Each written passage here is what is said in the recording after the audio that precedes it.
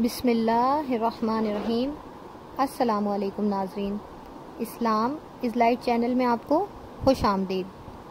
کربلا کا خونی منظر، قسط نمبر 7، 10ویں محرم 61 ہجری کے دل خراش، دل لرزات دینے والے واقعات۔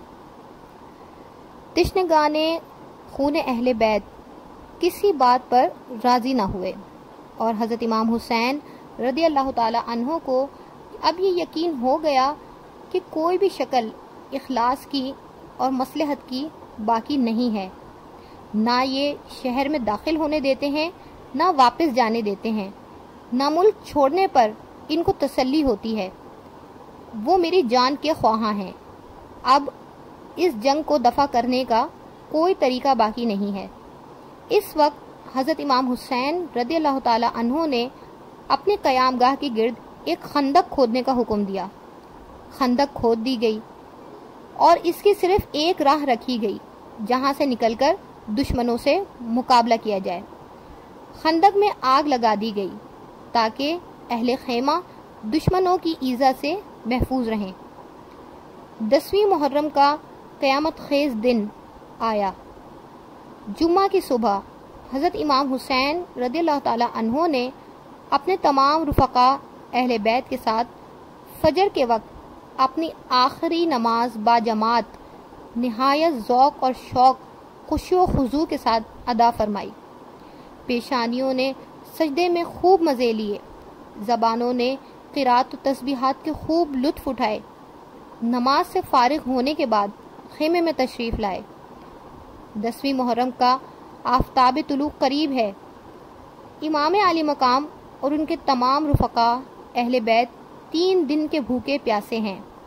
ایک قطرہ پانی کا میسر نہیں آیا اور ایک لقمہ حلق سے نہیں اترا۔ بھوک پیاس سے جس قدر ذوق و توانائی کا غلبہ ہو جاتا ہے، اس کا کچھ لوگ اندازہ کر سکتے ہیں جنہیں کبھی 2-3 وقت کے فاقے کی نوبت آئی ہو۔ پھر بے وطنی، تیز دھوپ، گرم ریت اور ہوائیں۔ ان غریبان وطن پر جور و جفا کے پہاڑ توڑنے کے لیے 22,000 فوج اور تازہ دم لشکر تیر و تلوار سے نیز صفے باندھے موجود ہے۔ جنگ کا نکارہ بجا دیا گیا اور مصطفیٰ جان رحمت کے فرزند اور فاطمہ زہرا کے جان جگر کو مہمان بنا کر بلانے والی قوم نے جانوں پر کھیلنے کی دعوت دی۔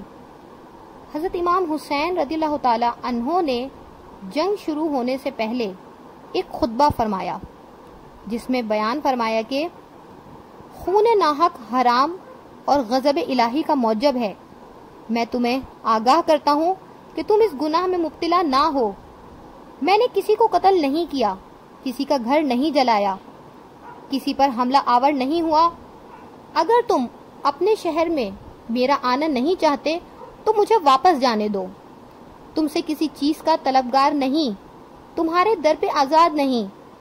تم کیوں میری جان کے در پہ ہو اور تم کس طرح میرے خون کے الزام سے بری ہو سکتے ہو؟ روز محشر تمہارے پاس میرے خون کا کیا جواب ہوگا؟ اپنا انجام سوچو اور اپنی عاقبت پر نظر ڈالو۔ پھر یہ بھی سمجھو کہ میں کون ہوں اور بارگاہ رسالت میں کس چشم کرم کا منظور نظر ہوں۔ میرے والد کون ہیں اور میری والدہ کس کی لختے جگر ہیں؟ میں انہی زہرا بطول کا نور دیدہ ہوں جن کے پل صراط پر گزرتے وقت عرش الہی سے ندا کی جائے گی کہ اے اہل محشر، سر جھکاؤ اور آنکھیں بند کرو کہ خاتون جنت پل صراط سے 70,000 حوروں کو رقابت سعادت میں لے کر گزرنے والی ہیں۔ میں وہی ہوں جس کی محبت کو سرور عالم صلی اللہ تعالی علیہ وآلہ وسلم نے اپنی محبت فرمایا۔ میرے فضائل تمہیں خوب معلوم ہیں۔ میرے حق میں جو احادیث وارد ہوئی ہیں اس سے تم بے خبر نہیں ہو۔ بجائے اس کے کہ امام علی مقام کے اس خطبے کے بعد ان کا ایمان تازہ ہو جاتا، انہوں نے کیا جواب دیا کہ آپ کے تمام فضائل ہمیں معلوم ہیں، مگر اس وقت یہ مسئلہ زیر بحث نہیں ہے۔ آپ جنگ کے لیے کسی کو میدان میں بھیجیے اور گفتگو ختم فرمائیے۔ حضرت امام علی مقام نے فرمایا، میں حجتیں ختم کرنا چاہتا ہوں تاکہ اس جنگ کو دفع کرنے کی تدابیر میں سے میری طرف سے کوئی تدبیر نہ رہ جائے، اور جب تم مجبور کرتے ہو تو مجبوری اور ناچاری مجھ کو تلوار اٹھانا ہی پڑے گی۔ گفتگو ہو رہی تھی کہ دشمن کے گروہ میں سے ایک شخص گھوڑا دوڑا کر سامنے آیا جس کا نام مالک بن عروہ تھا۔ جب اس نے دیکھا کہ لشکر امام حسین کے گرد خندق میں آگ جل رہی ہے اور شعلے بلند ہو رہے ہیں اور اس تدبیر سے اہل خیمہ کی حفاظت کی جاتی ہے، تو اس گستاخ بدظن نے حضرت امام حسین عالی مقام سے کہا کہ اے حسین، تم نے وہاں کی آگ سے پہلے یہیں آگ لگا دی۔ حضرت امام عالی مقام نے فرمایا، اے اللہ، دشمن خدا تو کاذب ہے، تجھے گمان ہے کہ میں دوزخ میں جاؤں گا؟ مسلم بن اوسجا کو مالک بن عروہ کا یہ کلمہ بہت ناگوار ہوا۔ انہوں نے امام عالی مقام سے اس بد زبان کے منہ پر تیر مارنے کی اجازت چاہی۔ صبر و تحمل اور تقوی کے پیکر نے ایسی حالت میں بھی جب جنگ کے لیے مجبور کیے جا رہے تھے جنگ کرنے کی اجازت نہ دی، اور آپ نے فرمایا کہ خبردار میری طرف سے کوئی جنگ کی ابتدا نہ کرے تاکہ اس خون ریزی کا وبال انہی کی گردن پر رہے اور ہمارا دامن اس سے آلودہ نہ ہو۔ تیرے درد کی دوا بھی میرے پاس ہے، اب تو دیکھ۔ یہ فرما کر آپ نے اپنے دست مبارک بارگاہ الہی میں بلند کیے اور عرض کیا کہ یا رب، عذاب نار سے قبل اس گستاخ کو دنیا میں آتش عذاب میں مبتلا کر۔ امام کا ہاتھ اٹھانا تھا کہ اس کے گھوڑے کا پاؤں ایک سوراخ میں گیا اور وہ گھوڑے سے گرا اور اس کا پاؤں رکاب میں الجھا اور گھوڑا اسے لے کر بھاگا اور آگ کی خندق میں ڈال دیا۔ حضرت امام حسین رضی اللہ تعالیٰ عنہ نے سجدہ شکر ادا کیا اور اپنے پروردگار کی حمد و ثنا بیان کی۔ ایک شخص مزنی نے حضرت امام کے سامنے آ کر کہا کہ اے امام، دیکھو تو صحیح دریا فرات کیسے موجیں مار رہا ہے، خدا کی قسم کھا کر کہتا ہوں تمہیں اس کا ایک قطرہ بھی نہ ملے گا اور تم پیاسے ہلاک ہو جاؤ گے۔ حضرت امام حسین رضی اللہ تعالیٰ عنہ نے اللہ سے دعا فرمائی، یا اللہ، اس کو پیاسا مار۔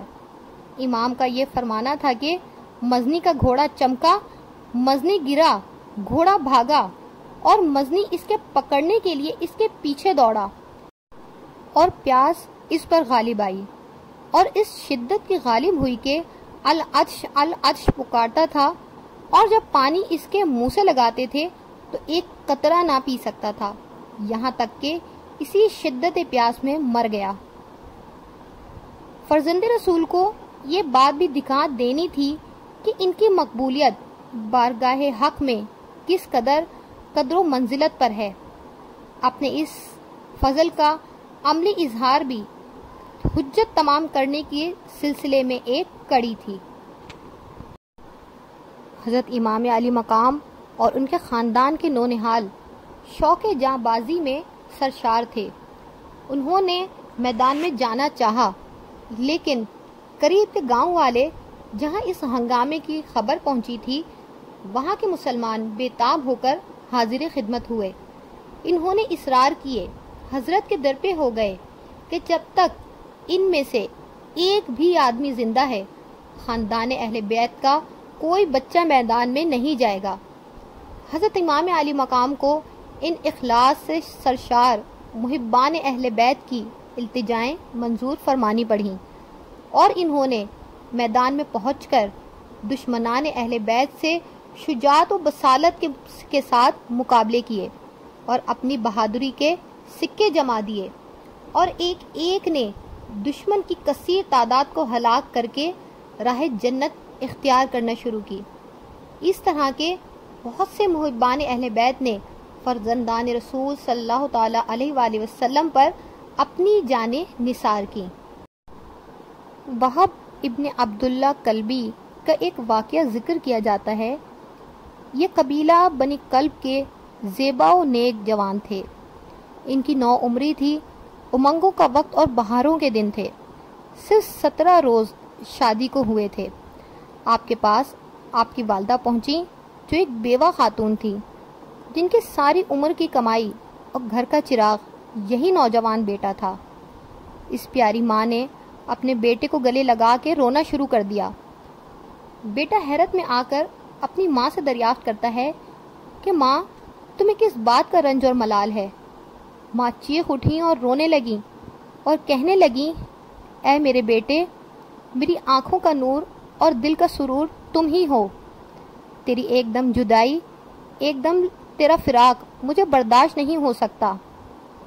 میں نے تجھے اپنا خون جگر دودھ پلایا ہے۔ آج مصطفیٰ جان رحمت کا جگر گوشہ، خاتون جنت کا نونہال دشت کربلا میں مبتلا مصیبت ہے۔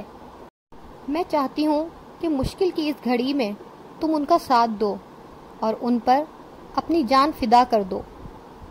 وہ بیٹا بھی نبی کریم صلی اللہ تعالی علیہ وآلہ وسلم اور آل رسول سے بے پناہ محبت کرنے والا تھا۔ اس نے کہا، ماں، میری جان آل نبی پر قربان، بس میں اپنی بیوی سے کچھ دو باتیں کر لوں، کیونکہ اس نے اپنی تمام راحتوں کا سامان مجھے ہی سمجھا ہے۔ میں چاہتا ہوں کہ اس کو اجازت دے دوں کہ وہ اپنی زندگی کو جس طرح چاہے گزارے۔ یہ کہہ کر بیٹا اپنی بیوی کی طرف آیا اور اسے خبر دی کہ فرزند رسول صلی اللہ تعالی علیہ وآلہ وسلم میدان کربلا میں بے یار و مددگار ہیں اور غداروں نے ان پر نرغہ کیا ہے۔ میری تمنا ہے کہ ان پر جان نثار کر دوں۔ یہ سن کر نئی دلہن نے امید بھرے دل سے ایک آہ کھینچی اور کہنے لگی، اے میرے آرام جاں، افسوس ہے کہ اس جنگ میں تیرا ساتھ نہیں دے سکتی۔ شریعت اسلامیہ نے عورتوں کو جنگ کے لیے میدان میں آنے کی اجازت نہیں دی۔ افسوس کہ اس سعادت میں میرا حصہ نہیں۔ تیرے ساتھ میں بھی ان جانے جہاں پر جان قربان کر دوں۔ ابھی میں نے دل بھر کر تیرا چہرہ بھی نہیں دیکھا اور تو نے جنتی چمنستان کا ارادہ کر لیا۔ وہاں حوریں تیری خدمت کی آرزو مند ہوں گی۔ مجھ سے عہد کر کہ جب سرداران اہل بیت کے ساتھ جنت میں تیرے لیے بے شمار نعمتیں حاضر کی جائیں گی اور بہشتی حوریں تیری خدمت کے لیے حاضر ہوں گی، اس وقت تو مجھے نہیں بھول جائے گا۔ یہ نوجوان اپنی اس نیک بیوی کو لے کر اور برگزیدہ ماں کو ساتھ لے کر فرزند رسول صلی اللہ تعالی علیہ وآلہ وسلم کی خدمت میں حاضر ہوا۔ دلہن نے عرض کیا، یا ابن رسول اللہ صلی اللہ علیہ وآلہ وسلم، شہداء گھوڑے سے زمین پر گرتے ہی حوروں کی گود میں پہنچتے ہیں۔ میرا یہ نوجوان شوہر حضور پر جان نثاری کی تمنا رکھتا ہے اور میں نہایت بے کس ہوں۔ نہ میری ماں ہے، نہ باپ، نہ کوئی بھائی ہے، نہ ایسے قریبی رشتہ دار ہیں جو میری کچھ خبر گیری کر سکیں۔ یہ التجا ہے کہ مجھ غریب کو آپ کے اہل بیت اپنی کنیزوں میں رکھ لیں اور میری عمر کا آخری حصہ آپ کی پاک بیبیوں کی خدمت میں گزر جائے۔ حضرت امام حسین کے سامنے یہ تمام عہد ہو گئے اور وہاب نے عرض کر دیا کہ اے امام، اگر حضور سید عالم صلی اللہ تعالی علیہ وآلہ وسلم کی شفاعت سے مجھے جنت ملی تو میں عرض کروں گا کہ یہ بی بی میرے ساتھ رہے اور میں نے اس سے عہد کیا ہے۔ وہاب اجازت چاہ کر میدان میں چل دیا۔ دشمن کے لشکر نے دیکھا کہ ایک گھوڑے پر سوار ایک ماہر نوجوان چنگھاڑتا ہوا دشمن کی صفوں کو چیرتا ہوا آسمانی بجلی کی طرح نیزہ ہاتھ میں لیے دشمن کے لشکر کے قلب میں جا پہنچتا ہے۔ اس کی تلوار کے نیچے جو آیا اس نے اس کا سر اڑا دیا، گرد و پیش میں سروں کے انبار لگا دیے۔ اتنے میں اس وقت میدان میں دشمن کی طرف سے ایک مشہور بہادر اور نامدار سوار حکم بن طفیل نبرد آزما ہونے میں سرشار تھا۔ وہاب نے ایک ہی حملے میں اس کو نیزے پر اٹھا کر اس طرح زمین پر دے مارا کہ ہڈیاں چکنا چور ہو گئیں اور دونوں طرف لشکروں میں شور مچ گیا۔ عمرو بن سعد نے دیکھا کہ اس نوجوان سے نمٹنا تو بہت مشکل ہے۔ اس نے اپنے سپاہیوں کو حکم دیا کہ ہجوم بنا کر جاؤ اور ایک ساتھ اس پر حملہ کرو۔ اس کے سپاہیوں نے ایک ساتھ حملہ کیا اور اس نوجوان کو زخموں سے چور چور کر دیا۔ زمین پر آیا تو سیاہ دل بدباطن نے اس کے سر کو کاٹ کر لشکر امام حسین میں ڈال دیا۔ اس کی ماں بیٹے کے سر کو اپنے منہ سے چومتی تھی اور کہتی تھی، اے بیٹا، بہادر بیٹا، اب تیری ماں تجھ سے راضی ہے۔ پھر وہ سر اس کی دلہن کی گود میں لا کر رکھ دیا گیا۔ دلہن نے اپنے پیارے شوہر کے سر کو بوسہ دیا۔ اس رمضے میں حر بن یزید رباحی قابل ذکر ہے۔ جنگ کے وقت حر کا دل بہت مضطرب تھا اور بے قراری اور بے چینی ان کو ایک جگہ ٹھہرنے نہیں دیتی تھی۔ کبھی وہ عمرو بن سعد سے جا کر کہتے تھے کہ تم امام کے ساتھ جنگ کرو گے تو رسول اللہ صلی اللہ تعالیٰ علیہ وآلہ وسلم کو کیا جواب دو گے؟ عمرو بن سعد کو اس کا کوئی جواب نہیں آتا تھا۔ وہاں سے ہٹ کر پھر میدان میں آتے، بدن کانپ رہا ہے، چہرہ زرد ہے، پریشانی کے آثار نمایاں ہیں، دل دھڑک رہا ہے۔ ان کے بھائی مصعب بن یزید نے ان کا یہ حال دیکھ کر پوچھا کہ اے برادر، آپ تو مشہور جنگ ہیں، بہت شجاع ہیں، آپ کے لیے یہ پہلا مارکہ نہیں، بارہا جنگ کے خونی مناظر آپ کی نظر کے سامنے سے گزرے ہیں۔ تو آپ نے فرمایا کہ یہ جنگ مصطفیٰ صلی اللہ تعالیٰ علیہ وآلہ وسلم کے فرزند سے جنگ ہے، اپنی عاقبت سے لڑائی ہے۔ میں بہشت اور دوزخ کے درمیان کھڑا ہوں، دنیا کی پوری قوت مجھے جہنم کی طرف کھینچ رہی ہے اور میرا دل اس کی ہیبت سے کانپ رہا ہے۔ اتنی دیر میں حضرت امام حسین رضی اللہ تعالیٰ عنہ کی آواز آئی، فرماتے ہیں، کوئی ہے جو آج آل رسول پر اپنی جان نثار کرے اور سید عالم صلی اللہ تعالیٰ علیہ وآلہ وسلم کی حضوری میں سرخروئی پائے؟ یہ صدا کا آنا تھا کہ جس نے پاؤں کی بیڑیاں کاٹ دیں۔ کریم نے کرم کی بشارت دی، جاں فدا کرنے کے ارادے سے چل پڑو۔ گھوڑا دوڑایا اور امام علی مقام کی خدمت میں حاضر ہو کر گھوڑے سے اتر کر نیاز مندوں کے طریقوں پر رکاب تھامی اور عرض کیا کہ اے ابن رسول صلی اللہ تعالیٰ علیہ وآلہ وسلم، میں وہی حر ہوں جو پہلے آپ کے مقابل آیا اور جس نے آپ کو میدان بیابان میں روکا۔ اپنی اس جسارت پر میں شرمندہ ہوں۔ آپ کی کریمانہ صدا سن کر امیدوں نے ہمت باندھی تو حاضر خدمت ہوں۔ حضرت امام حسین رضی اللہ تعالیٰ عنہ نے حر کے سر پر دست مبارک رکھا اور فرمایا، اے حر، بارگاہ الہی میں اخلاص مندوں کے استغفار مقبول ہیں، اور اس سعادت کے حصول کی اجازت دی۔ حر نے اپنا گھوڑا دوڑایا اور لشکر کی طرف بڑھا۔ حر کے بھائی مصعب بن یزید نے دیکھا کہ حر نے تو دولت سعادت پالی ہے، تو وہ بھی حر کی طرف بڑھا۔ عمرو بن سعد کے لشکر کو گمان ہوا کہ بھائی کے مقابلے کے لیے جاتا ہے۔ جب میدان میں جا پہنچا تو بھائی سے کہنے لگا، بھائی، تو میرے لیے خضر راہ ہو گیا ہے اور مجھے تو نے سخت ترین عذاب سے نجات دلائی ہے۔ میں بھی تیرے ساتھ ہوں اور رفاقت امام حسین رضی اللہ تعالیٰ عنہ کی سعادت حاصل کرنا چاہتا ہوں۔ یہ واقعہ دیکھ کر عمرو بن سعد کے بدن پر لرزہ طاری ہو گیا، وہ گھبرا اٹھا۔ اس نے ایک شخص کو منتخب کر کے بھیجا کہ کسی طرح بہلا پھسلا کر اور چال بازی کے ذریعے حر بن یزید کو بہکا کر لے آئے۔ وہ آدمی جاتا ہے اور حر بن یزید سے طرح طرح کی باتیں کرتا ہے کہ تم نے اپنے ساتھ بہت بے عقلی کی ہے، ہم تو تمہیں بہت سمجھدار اور دور اندیش سمجھتے تھے، تم نے ان لوگوں کا ساتھ منتخب کیا ہے، ان کے پاس تو روٹی کا ایک خشک ٹکڑا تک اور ایک پانی کا قطرہ تک نہیں ہے، تمہاری اس نادانی پہ افسوس ہوتا ہے۔ حر نے کہا کہ ہم بے ہمت اور کم عقل لوگ نہیں، میں نے اس دنیا کی دولت پر آخرت کو ترجیح دی ہے۔ باتیں کرتے کرتے اس چالاک شخص نے ایک تیر حر کے سینے پر مارا۔ حر نے زخم کھا کر بھی اس پر نیزے کا وار کیا۔ اب حر نے لشکر ابن سعد کے خیمے پر حملہ کیا اور خوب زوردار جنگ ہوئی۔ لشکر ابن سعد کو حر کی جنگی ہنر کا اعتراف کرنا پڑا اور وہ جانباز، شجاعت اور ہمت کے ساتھ فرزندان رسول پر جان فدا کر گیا۔